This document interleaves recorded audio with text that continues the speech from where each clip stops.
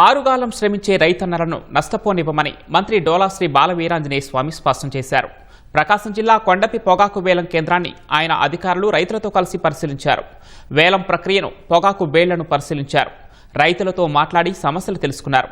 పొగాకు రైతుల సమస్య ప్రభుత్వం దృష్టిలో ఉందని, గిట్టుబాటు ధర కల్పించడమే ప్రభుత్వ లక్ష్యమని మంత్రి తెలిపారు.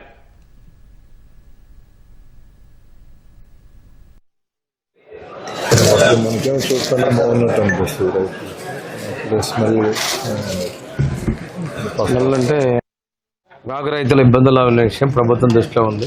ముఖ్యమంత్రి గారు బోర్డు అధికారులు, వ్యవసాయ అధికారులు, ట్రేడర్స్తో కూడా మాట్లాడడం జరిగింది.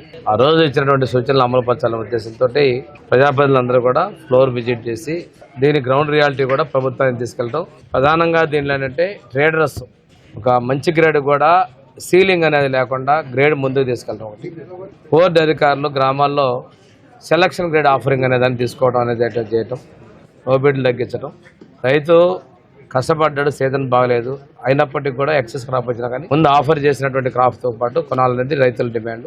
అదే కాకుండా మొత్తాన్ని కొనుగోలు చేయాలని ముఖ్యమంత్రి గారు వాళ్ళకి ఇచ్చిన సూచనలు. కొన్ని గ్రేడ్స్ విషయాల్లో బోర్డు అధికారులు ఒకటి చెప్తున్నారు. ఏది ఏమైనా ఇవాళ మళ్ళీ ట్రేడర్స్ తోటి ఇవాళ సాయంత్రం బోర్డు అధికారులు మమ్మల్ని మాట్లాడబోతున్నారు. సీలింగ్ కాకుండా రేట్ అనేది రైతు తెచ్చినటువంటి ఓబీడీ రేట్లో, అంటే ఇక్కడికి వచ్చే బయ్యర్స్ అందరూ కూడా ఎంప్లాయీస్ గానే ఉన్నారు కాబట్టి అసలు సీఈఓలతోటే మాట్లాడాలనేది ఇవాళ ఉదయం నిర్ణయం తీసుకోవడం జరిగింది. అయినప్పటికీ కూడా దీనికి తగిన విధంగా చర్యలు తీసుకుంటామని తెలియజేస్తాము.